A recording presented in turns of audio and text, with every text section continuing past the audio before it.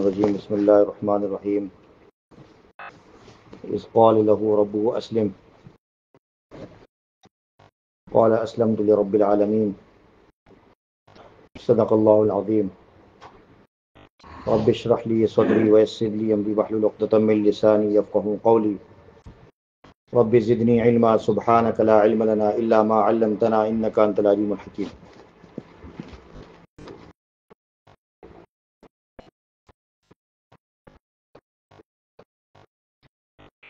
ایمان لانے کے بعد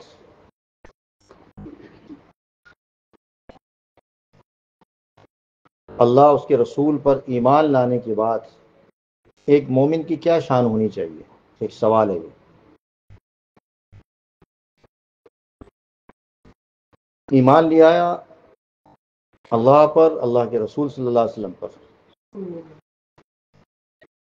تو اس کی شان یہ ہونی چاہیے کہ جو احکام، جو عقیدے بیان کیے گئے ہیں، جو حکم دیا گیا ہے اللہ رب العزت کی طرف سے،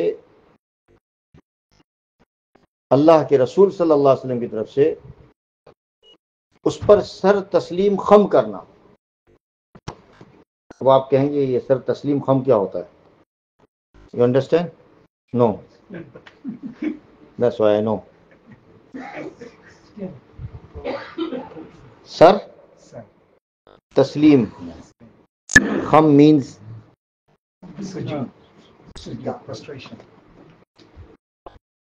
یعنی ہر بات کو ماننا اللہ کی آسان، اس کو تسلیم کرنا، اس پر جھک جانا. یس سر. ان دس دنیا سب کے سامنے ہم کیا بولتے ہیں؟ یس سر. جب بولتے ہیں جی یس یس. اللہ کا مطیع ہو جانا، اللہ کا فرما بردار ہو جانا، یہ ایمان لانے کے بعد ہے. ایمان لے آئے بس جو اللہ نے فرمایا، اللہ کے رسول صلی اللہ علیہ وسلم نے فرمایا، اس کے بعد وہ کہتے ہیں اردو میں ایچی بیچی نہیں کرنا، اپنی طرف سے بات نہیں کرنی کہ جی یہ یوں ہے تو فلانا ہے، دماغ کا ہے. جو عقیدہ بیان ہوا ہے اب آپ اس کے اندر اپنی طرف سے ٹانکا لگانے کی کوشش کریں کہ جی یہ نہیں، یوں قرآن کریم میں یہ یوں ہے، حدیث میں یہ یوں ہے، نہیں میں اس کو یوں سمجھاؤں. بھائی تمہارے سمجھنے سے کیا ہوتا ہے؟ ہمیں تو اللہ کے رسول نے سمجھا دی نا بات. اور سب سے پہلے اولین جو مخاطب تھے وہ کون تھے؟ سننے والے کون تھے؟ صحابہ تھے. صحابہ نے یہ بتا دیا ہمیں. قرآن کریم کی تشریح، نبی کریم صلی اللہ علیہ وسلم کی باتیں صحابہ اکرام نے ہمیں سمجھا دی. اور صحابہ میں کل کوئی مجھ سے بات کر رہا تھا سفر کے دوران، تو مجھ سے کہہ رہا تھا کہ جی امام ابو حنیفہ ٹھیک ہے، امام حنیفہ کی بات ابھی ہم بعد میں کرتے ہیں، امام شافعی رحمۃ اللہ علیہ کی بعد میں بات کرتے ہیں. صحابہ تو ایک ہی پیج پر تھے، صحابہ کرام تو ایک ہی پیج پر تھا، ان کا کسی معاملے میں، عقیدے کے معاملے میں کہیں اختلاف نہیں ملتا. ایک ہی عقیدہ، ایک ہی اذان، ایک ہی نماز، ایک ہی طرح کی زکوٰۃ کا حکم، معاملات میں ایک ہی طرح رہے، اس میں کوئی تفریق نہیں آئی ہے. اگر بات ایسی ہوتی کہ تفریق ہوتی تو پھر، اگر الگ ہوتی تو پھر اس میں تفریق ہوتی نا. یہ تو ایک نعوذ باللہ ناکامی کی شکل کا اظہار ہوتا کہ دیکھو صحابہ اکرام ایک پیج پر نہیں تھے. دنیا میں کامل ترین انسان تشریف لائے اور انہوں نے کامل ترین بندوں کو تیار کیا، بغیر تفریق کے امت کے اندر یہ پیغام دیا کہ بھئی اس جماعت کے اندر کوئی تفریق نہیں ہے، سب ایک ہی طرح کے، ایک ہی ان کا جو فہم ہے، ان کی جو سمجھ ہے، ان کی جو نالج ہے، ان کا جو دماغ ہے اللہ کو ماننے کا، اللہ کے رسول صلی اللہ علیہ وسلم کے ماننے کا، وہ میسج صرف اور صرف سر تسلیم خم کرنا ہے.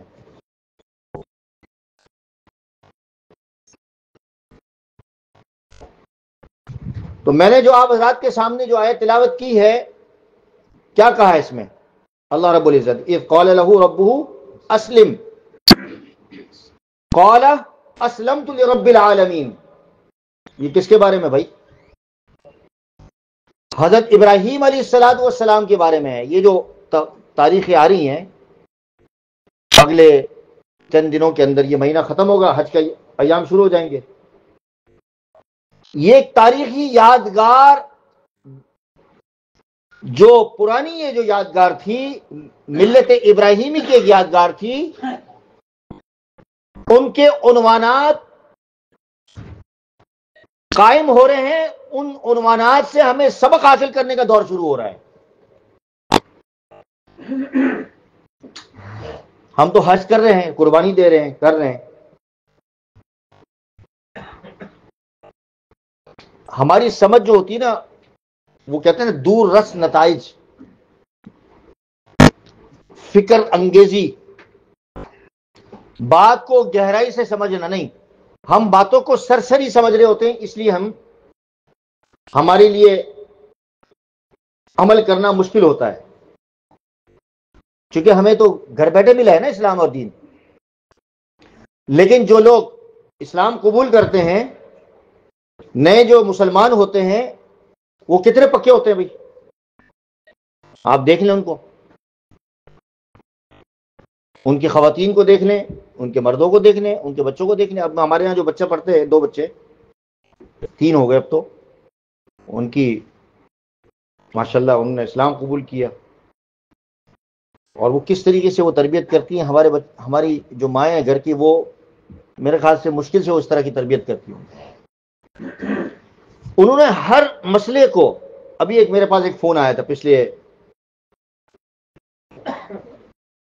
سفر کے دوران، جب میں مدینہ منورہ میں تھا، تو مجھے کہا کہ ایک لڑکی ہے، وہ چاہتی ہے کہ اسلام کو سیکھے، اور سیکھ کر اسلام قبول کرنا چاہتی ہے.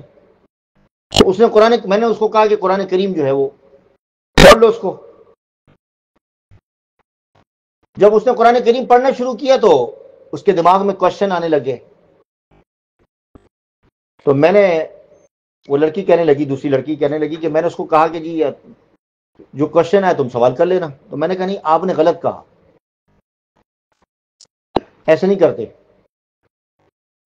آپ نے ایسے کرنا ہے کہ آپ اس کو یہ کہو کہ بھائی پورا قرآن ایک بار پڑھ لو، پورا قرآن ایک بار پڑھ لو.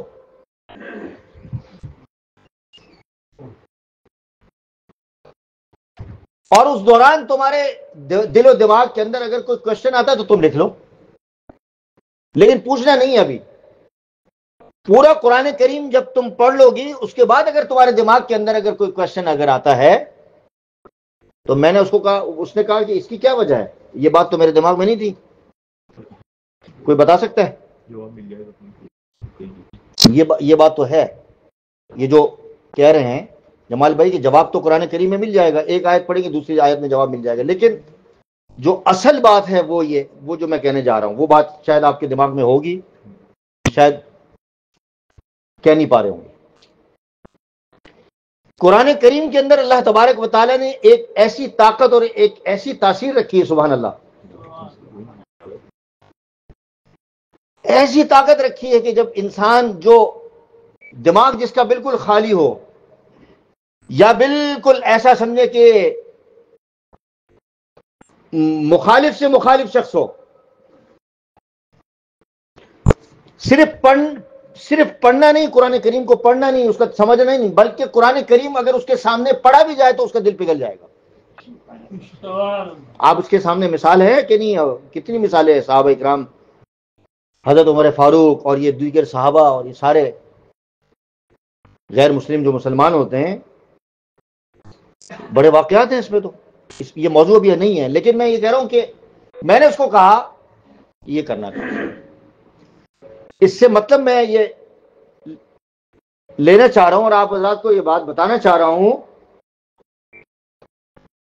کہ قرآن کریم جب یہ غیر مسلم جب پڑھتے ہیں تو بہت گہرائی سے مطالعہ کر رہے ہوتے ہیں، بہت سوچ سے مطالعہ کر رہے ہیں، اور ہر آیت کو دیکھتے ہیں. لیکن ہمارے کیا، ہم تو بس ایک کتاب ہے، اللہ تعالیٰ کی کتاب ہے، اللہ نے حکم دیا ہے، مولانا کہتے رہتے ہیں پڑھو پڑھو تو پڑھتے رہتے ہیں، ٹھیک ہے، بہت اچھا کام کرتے ہیں آپ، لیکن جو اصل جو اس کا میسج اور اس کی گہرائی ہے، جس طریقے سے ہمارے بزرگوں نے، اولیاء اللہ نے، فقہا نے، محدثین نے قرآن کی موتیوں کو جس طرح چن چن کر امت کے سامنے بیان کیا ہے، اسی کا نتیجہ تو آج دین اتنا خوبصورت شکل کے اندر موجود ہے، ماشاءاللہ سبحان اللہ۔ ہاں جی، ہے کہ نہیں؟ تو ہم مولانا لوگ جو ہے، کمزور لوگ، خود بھی کمزور ہوتے ہیں، ان کو پتا ہوتا ہے ان کے مقتدی بھی کمزور ہیں، ان کو بولیں گے یار تفسیر لے کے بیٹھ جاؤ، ہمارے ساتھی کہتے رہتے ہیں کہ بھائی تفسیر کراؤ تفسیر کراؤ، بھائی تفسیر کیا کراؤں میں؟ 2 آدمی میرے سامنے بیٹھے، میں مشکل ہوتی ہے میرے لیے کہ میں 2 آدمیوں کو میں تفسیر کراؤں، اور وہ بھی ان میں سے ایک کبھی آئے ایک کبھی نہ آئے، تو اس طرح میں میرے قائل ہی نہیں ہوں کہ میں دین کو اس طریقے سے آپ کے سامنے ضائع کروں، ضائع سمجھتا ہوں میں ایسے۔ پنچولیٹی جو ہوتی ہے اور حاضری جو ہوتی ہے میرے نزدیک سب سے امپورٹنٹ چیز ہے، کہ آدمی دلچسپی لے کر اس کو، اگر ایک آدمی بھی اگر کہے کہ بھئی مجھے کوئی چیز پڑھاؤ تو میں پڑھانے کے لیے تیار ہوں، سمجھانے کے لیے تیار ہوں۔ تو اسی لیے ہم حضرات سے کہتے ہیں بھئی کم سے کم درجے میں قرآن کریم کی جو تاثیر ہے، طاقت ہے، روحانیت ہے، اس کا جو اجر ہے اس سے بھی محروم نہ ہو جائے، اسی لیے ہم کہتے ہیں چلو قرآن کریم ہی کا مطالعہ، قرآن کریم کی تلاوت کر لیا کرو۔ بھئی بات کہاں سے شروع ہوئی تھی؟ بہت لمبی چلی گئی دوسری طرف۔ لڑکی کو مل جائے گی۔ قال اسلمت لرب العالمین، ہمارا جو طریقہ ہے اسلام کا کہ بھئی ماننا ہے بس، اور اس کا میسج اس قرآن کریم کی اس آیت کے اندر اللہ تبارک و تعالیٰ نے حضرت ابراہیم سے کہلوایا، اسلم تو میں تو مطیع ہو گیا ہوں، میں تو فرما بردار ہو گیا ہوں۔ آگے کیا ہونے والا تھا یہ نہیں پتا تھا ان کو، ہاں جی، آگے ان کو یہ بات پتا تھی کہ کیا امتحانات ان پر آئیں گے۔ اللہ تبارک و تعالیٰ کیا زندگی کے اندر انسانوں سے کیا کیا امتحانات لیں گے نہیں معلوم، کیا کیا واقعات رونما ہوں گے نہیں معلوم انسان کو، لیکن جب اللہ کا نام لے لیا، اللہ اکبر اللہ اکبر، تمہارے کانوں سے گزار دیا گیا، جب تم چھوٹے بچے تھے تمہیں پتہ بھی نہیں تھا تمہارے کانوں پر کیا گزارا جا رہا ہے، اللہ اکبر اللہ اکبر، اشہدو ان لا الہ الا اللہ۔ اسی لیے جب ہم روزہ رسول پہ جاتے ہیں، ہم نہیں معلوم کہ آپ لوگ کیا کرتے ہیں، کہ دوبارہ اس بات کا اقرار کرتے ہیں کہ اشہدو ان لا الہ الا اللہ و اشہدو انک رسول اللہ، آپ اللہ کے رسول، ہم نے مانا اس بات کی گواہی، ہم دوبارہ دیتے ہیں یہاں روزہ رسول پہ آ کے۔ شاید ہم اس بات کو بھول گئے ہوں، اس کی تجدید کرتے ہیں کہ اللہ ہم اس بات کی گواہی دیتے ہیں، اللہ کے رسول، آپ اللہ کے رسول ہیں، ہم مانتے ہیں آپ کو، ہم سے منہ مت پھیریے گا۔ تو اللہ نے کانوں سے گزار دیا، ہم نے مان لیا، اور اس بات کو ہم نے ہر طرح سے ماننا ہے کہ جو کچھ زندگی کے اندر ہونے والا ہے اس میں ہم سر تسلیم خم کرنے کے لیے تیار ہیں۔ ایمان لانے کے بعد قرآن کریم میں تحریف نہیں کریں گے، ہم اپنی منمانی نہیں کریں گے، حدیث میں اپنی منمانی نہیں کریں گے، فقہ کے اندر اپنی منمانی نہیں کریں گے، جو ہمیں اللہ نے بتایا، صحابہ نے بتایا، اور اس کے بعد صحابہ کرام کے تابعین نے، تبع تابعین نے جو کچھ ہمیں بتایا، ہماری اگر سمجھ میں نہیں آتا تو جو لوگ اس بات کو اچھے طریقے سے سمجھاتے ہیں ان کی بات کو ہم ماننے کے لیے تیار ہیں۔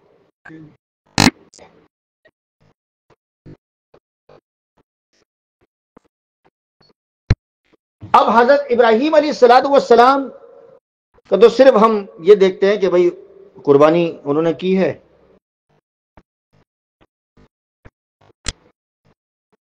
تو ہم قربانی کر لیتے ہیں۔ ملت ابراہیمی کی جو اصل جو مفہوم ہے وہ یہی ہے کہ جو امتحانات کے جو حضرت ابراہیم علیہ الصلوۃ والسلام نے تاریخ کے اندر جو نشانات چھوڑے ہیں، دنیا تاریخ کے اندر اس طرح کے امتحانات اور نشانات سے کوئی نہیں گزرا۔ اور اس کے بعد پھر نبی اکرم صلی اللہ علیہ وسلم، اور اس کے اندر ہمیں بہت سارے اسباق ملتے ہیں۔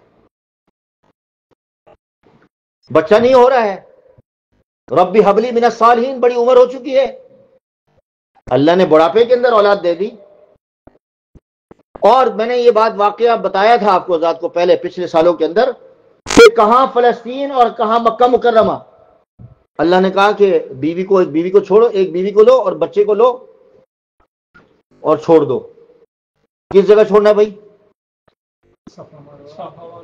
نہیں، کدھر؟ نہیں، بتاؤ بھائی کدھر چھوڑا؟ نو، حرم کے اندر، مطاف کے اندر جہاں بیت اللہ ہے، مقام ابراہیم، سبحان اللہ، آدمی بھول جاتا ہے، میں اس لیے آپ کو انگیج کرتا ہوں تاکہ آپ کو یاد رہنے سے۔ مقام ابراہیم جہاں زمزم کا کنواں ہے، اس مقام پر لا کر چھوڑ دیا، کوئی چیز نہیں تھی وہاں، ایک دانہ نہیں تھا، ایک قطرہ پانی کا نہیں تھا، ایک بوند پانی کی نہیں تھی۔ اتنا بڑا امتحان مجھے بتائیں کوئی کر سکتا ہے؟ بچے پاکستان سے آتے ہیں، انڈیا سے آتے ہیں، بنگلہ دیش سے آتے ہیں، ماں باپ فون کرتے ہیں ہمارے بچوں کا خیال کرنا، روٹی روزی، کوئی رہائش، کوئی انتظام کر دینا بھائی، کچھ انتظام ہو جائے گا کہ نہیں ہو جائے گا؟ آنے کے بعد پھر جی وہ فلانا انکل کے پاس، فلانا انکل کے پاس جاؤ، مولانا کے پاس جاؤ، چلو جی اب امتحان دیکھیں، اتنے سہولت والے، اتنی نعمتوں والے ملک کے اندر آ رہے ہو اور سب کچھ موجود ہے آپ کی نظر کے اندر، ظاہری شکل کے اندر، اور فون کر رہے ہیں، اور وہاں دیکھیں اللہ کا ایک پیغام میسج آیا حضرت ابراہیم علیہ السلام کو کہ چلو نکلو، سفر کو تو چھوڑو، کتنا مشقت،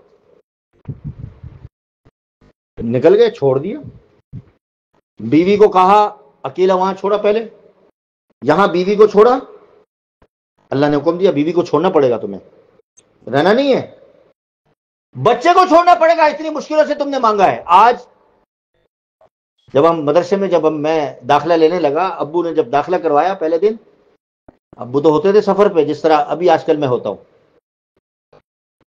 تو وہ ہمارے جو ختم ربط والے ساتھی ہوتے تھے جو کام کرتے تھے، ان کو کہا بھائی ان کو سائیکل پہ لے کے آنا ہے، اس زمانے میں سائیکل ہوتی تھی لوگوں کے پاس، تو اس کو صبح لے کے سائیکل پہ چھوڑنا ہے گھر سے، شام کو 7-8 بجے لے کے جانا ہے۔ رشتے دار کہتے تھے کیا ہے یار، صبح صبح کیا اس کو مدرسے میں ڈالا ہوا ہے بچے کو، یہ لائٹ پیچھے کی کھول دیں، مدرسے کے لیے وقف کر دیا، کیا مدرسے میں ڈال رہے ہیں بھائی، صبح سے مدرسے میں بیٹھا رہے گا، لیکن اس کا نتیجہ آپ کے سامنے موجود ہے۔ جو دنیا کے اندر قربانی جنہوں نے دی ہے، تاریخ نے ان کو ہمیشہ یاد رکھا ہے۔ یاد رکھیں، ہم تو غیر مسلموں کی تاریخ کو یاد رکھتے ہیں نا، کہ اس نے یوں کر دیا، الیگزینڈر کو یاد رکھتے، آپ لوگ یاد کرتے ہیں کہ اس نے دنیا کو فتح کر لیا، لیکن کبھی آپ نے تاریخ کو یاد کیا؟ کبھی صلاح الدین کو یاد کیا؟ ہمارے ہاں تو یہ نہیں، رواج نہیں ہے نا، چونکہ تاریخ نہیں پڑھی ہوتی ہے، مستحضر نہیں ہوتی، بتاتے نہیں ہیں۔ چلیں چھوڑے، اپنے آباء و اجداد کی قربانی کو یاد کریں کہ انہوں نے برما میں رہ کر یا انڈیا میں رہ کر کتنی مشقتیں کی ہیں، جب جا کے تو تم لوگ اس سونے اور پیتل کے بنے ہو بھائی، سونے اور چاندی کے بنے ہو، انہوں نے محنت کی ہے نا، چھوڑ کے آگے چلے گئے واپس، بڑا ہو گیا، بڑے ہونے کے بعد پھر اللہ کا حکم آتا ہے، پیغام آتا ہے، چلو جی اس کو قربان کرو۔ کون ایسا باپ ہوگا جو جوان بیٹے کو کیا حکم آ رہا ہے کہ جی اس کو ذبح کرو، خوشی سے تیار ہو گئے؟ یہ تو اللہ کا نظام ہے، قربانی کے بدولت اللہ نے امت پر قربانی کر دی کہ اتنی قربانی دی ہے، چلو جی میں اس قربانی کے بدولت پوری امت کو قربانی پر لگا دیتا ہوں کہ تم نے بھی قربانی کرنی ہے، لیکن اپنے بچوں کی نہیں کرنی، اپنے مال کی قربانی کرنی ہے۔ مائیں ہاجرہ گھومتی رہی، بچے کی پانی کے قطرے کے لیے تلاش میں گھومتی رہی، پانی تھا نا، پانی کی ضرورت تھی، لیکن ممتا تھی، اللہ نے اس کی قربانی کو بھی ضائع نہیں کیا۔ اور اتنا سخت اس وقت کی صحیح اور صفا و مروہ، آج ہم کہتے ہیں نا لوگ حج کی مشقت، گرمی، یہ وہ فلانا، پتہ نہیں 100 سال 70 80 سال پہلے کی بات اور ہزاروں سال پرانی بات ہو رہی ہے. کس طریقے سے صفا مروا کی دوڑ لگائی ہوگی مائی اماں نے, اور اس قربانی کو یاد کرنے کے لیے تاریخ قیامت تک کے لیے صفا مروا میں مردوں کو کہا کہ تمہیں دوڑنا ہے, اس مقام پہ دوڑنا ہے جہاں تمہاری ماں دوڑی تھی. لیکن مستحضر نہیں ہے نا, استحضار نہیں ہے. ہم تو عمرہ کرنے گئے ہیں, بس دماغ میں عمرہ اپنے ثواب کے چکر میں ہے, بس کہ ہمیں ثواب مل جائے, ہم عمرہ کر رہے ہیں اور دنیا کو بتانا ہے. حج کیا بھائی ہم نے, حج کرنا ہے, ہم دنیا کو بتانے کے لیے کر رہے ہیں. اللہ کو راضی کرنے کے لیے کچھ نہیں ہو رہا دنیا کے اندر. آج سوشل میڈیا پر جب سے ہم آئے ہیں اللہ کو راضی کرنا چھوڑ دیا, لوگوں کو بتانا ہے کہ بھائی لوگ دیکھو ہم عمرہ کر رہے ہیں, حج کر رہے ہیں, صفا مروا کر رہے ہیں, دکھا رہے ہیں لوگوں کو ہم صفا مروا ہو رہا ہے.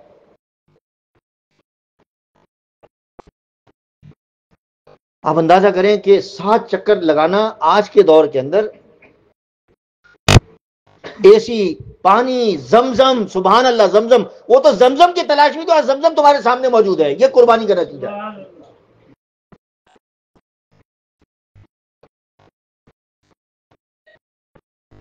اس کو کہتے ہیں اسلمت لرب العالمین.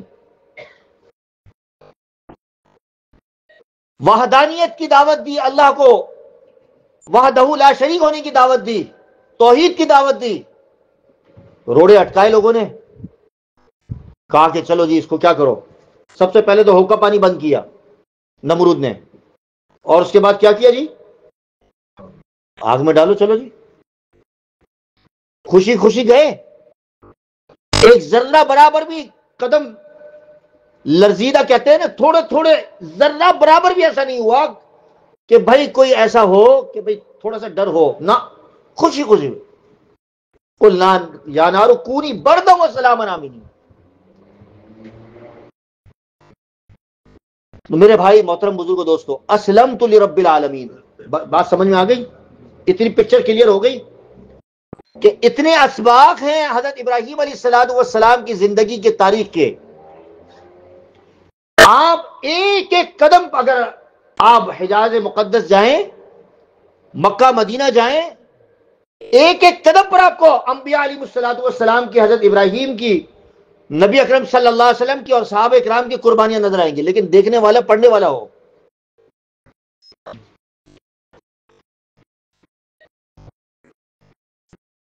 یہ قربانیاں کیا مطلب ہے, کیا میسج دے رہی ہیں, اور یہ بات کرنے کا مقصد کیا ہے کہ ہم کیا, ہمارے اندر موٹیویشن, ایک جذبہ پیدا ہو جائے کہ دیکھو حضرت ابراہیم نے اتنی قربانیاں دی اور آج ہم مال خرچ کرنے کے لیے تیار نہیں ہیں. قل ان صلاتی ونسکی ومحیای ومماتی للہ رب العالمین. قل ان صلاتی, میری نماز, میری قربانی آپ کے لیے ہے. یہ بار بار میں پڑھتا ہوں. صلات کا معنی بدنی عبادتیں جتنی بھی ہیں آپ کے لیے ہیں, بدنی عبادتیں. اس میں بھی میں پیچھے نہیں ہوں. نماز کا وقت آ رہا ہے نماز ادا کر رہا ہوں, حج کا وقت آ رہا ہے تو حج ادا کر رہا ہوں. ان صلاتی ونسکی, صرف نماز نہیں ہے یہاں, جتنی بھی بدن کی عبادت ہے. روزہ آ رہا ہے روزہ میں رکھ رہا ہوں. وہ نسکی ہے تو قربانی, لیکن اس عبادت کے اندر اتنا وسیع تر پیغام ہے کہ جتنے بھی مالی عبادتیں ہوں گی وہ میں آپ کے لیے قربان کرتا ہوں. زکوٰۃ دینی ہے, صدقہ دینا ہے, واجبات ادا کرنے ہیں, بیوی کے حقوق ادا کرنے ہیں پیسوں کے ذریعے سے, نان نفقہ دینا ہے, بچوں کی تربیت کرنی ہے اس پیسوں سے, آپ مدرسے کے بچوں کے غریب, اور باقی جو صدقہ خیرات قربانی ہے مالی عبادت کے اندر ہے. سب کچھ اللہ کے لیے. بھائی ہے کہ نہیں ہے؟ بھائی بات سمجھ میں آ رہی ہے کہ نہیں آ رہی, مجھے یہ بتائیے. ہاں جی آ رہا ہے, ماشاءاللہ داڑھی رکھ لیا آپ نے, بہت مبارک, الحمدللہ. اللہ سب کو قبول فرمائے. ایک ایک بال پر انشاءاللہ جس نے دعوت دی ہے ہمیں اجر ملے گا, ایک ایک بال پر. آپ کو تو ملے گا, اور ہر باریک داڑھی کا بال جو ہے وہ آپ کو انشاءاللہ آپ کے لیے دعا کرے گا. آپ کو نہیں معلوم یہ نبی کی سنت ہے. نبی کی سنت کوئی معمولی نہیں ہوتی. ایک ایک بال آپ کے لیے آپ کی مغفرت کا ذریعہ بنے گا. کہ نبی جیسا چہرہ اپنانا نبی جیسی زندگی، یہ اسوہ حسنہ ہے نا حضرت ابراہیم کی، کہ قربانی کر رہے ہیں. بھائی بتاؤ، قربانی کرنا اسی لیے کہتے ہیں بڑا تگڑا لے کے آؤ، دکھانے کے لیے نہیں. سوشل میڈیا تو اب ہے نا. ہم لوگ 18 گائے کرتے تھے اپنے علاقے کے اندر. کتنی؟ ہماری دکان کے سامنے 18 گائے ہوتی تھی، اور سب ہم رشتہ دار اجتماعی قربانی کرتے تھے. والد صاحب کو یہ چیز ویسے تو لگتا ہے سخت ہے، لیکن سب کو جمع کرتے تھے، ہمارے جو رشتہ دار کمیونٹی کو کہتے یہاں قربانی کرو. اس میں ایک فائدہ یہ بھی ہوتا تھا، فائدے کھالے ہمیں ملتی تھی، ختم نبوت کو جاتی تھی، تو یہ بھی ایک مقصد ہوتا تھا. تو یہ بھی ایک مقصد ہوتا، لیکن وہاں قربانی ہوتی تھی، کرتے تھے قربانی سارے مل کے، اور تگڑی گائے لے کے آتے تھے اس زمانے میں، اچھی صاف ستھری. تو اگر اللہ نے پیسہ دیا ہے تو اچھی قربانی، اچھا گوشت کھلاؤ لوگوں کو. تو آپ تو یہاں نہیں کر رہے ہو نا، وہاں کرو. یہاں اگر 200 پاؤنڈ کی مل رہی تو کوئی حرج نہیں ہے، آپ پیسہ لگا رہے ہو، ثواب آپ کو اتنا ملے گا. لیکن بعض لوگ کیا کرتے ہیں، یہاں پاکستان کے لوگ رہنے والے ہوتے ہیں، کہتے ہیں انڈیا میں سستی ہو رہی، چلو انڈیا میں کرو. کیوں کر رہے ہو؟ پیسہ نہیں ہے تو الگ بات ہے، چلو جی فلانا ملک میں کر لیتے ہیں وہاں سستی ہو رہی ہے. نہیں نہیں نہیں، اگر آپ کو اگر یہ نہیں ہے کہ بھائی وہاں غریب وہاں بھی کھا لیں گے، ان کو فائدہ ہو جائے گا، چلو ٹھیک ہے. اس لیے سے یا جس ملک میں جو رہتا ہے وہ تو اس ملک میں کرے، لیکن اگر آپ چاہتے ہیں کہ کسی اور ملک والوں کو بھی فائدہ ہو جائے، آپ کریں قربانی، لیکن اچھی قربانی، اچھا مال. جس طریقے سے کہتے ہیں غریبوں جس طرح تم کھاتے ہو اسی طریقے سے کھلاؤ.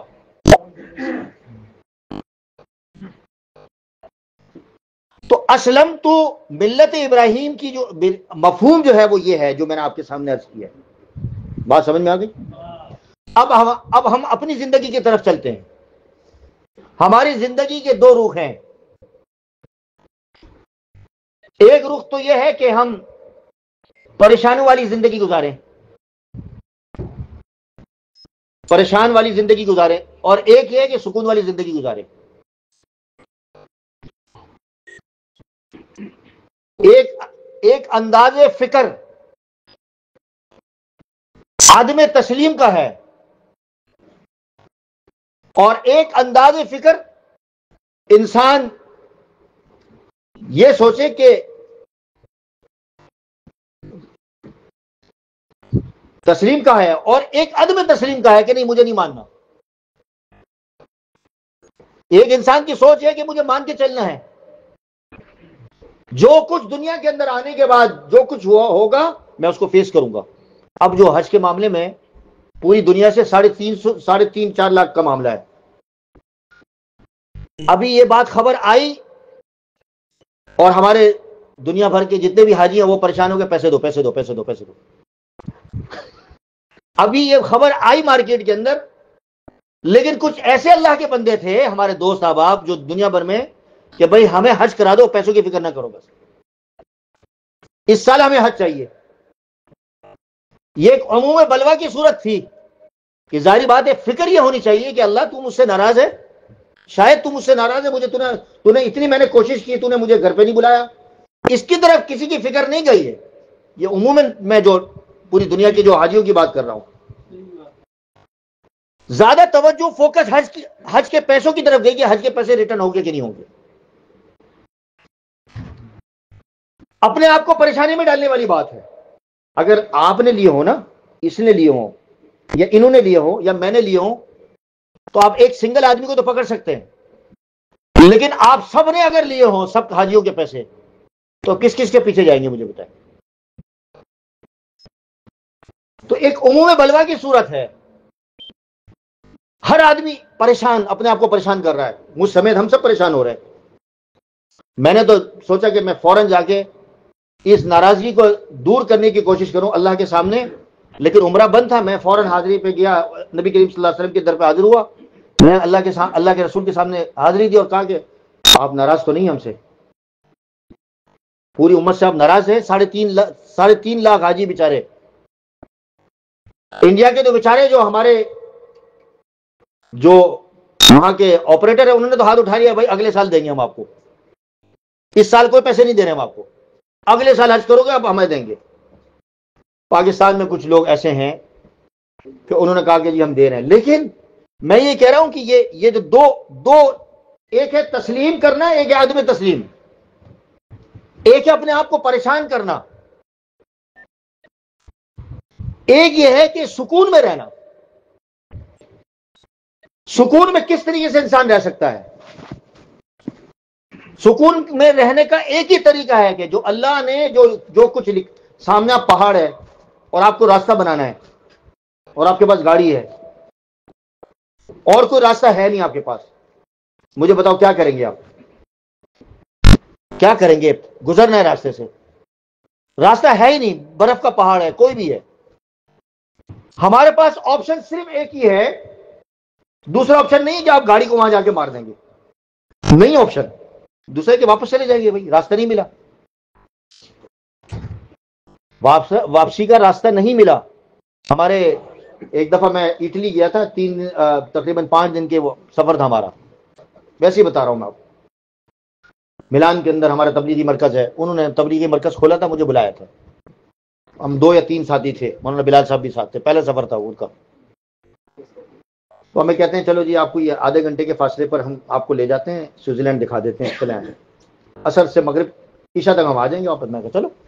راستے میں گئے تو برف ایک گاڑی اس نے گزار لی، دوسری گزار لی، تیسری پہ میں نے کہا یار مجھے ڈر لگ رہا ہے، یہ تمہاری گاڑی سلپ ہوگی، سیدھی کھائی میں جائیں گے، مجھے نہیں جانا، چلو واپس۔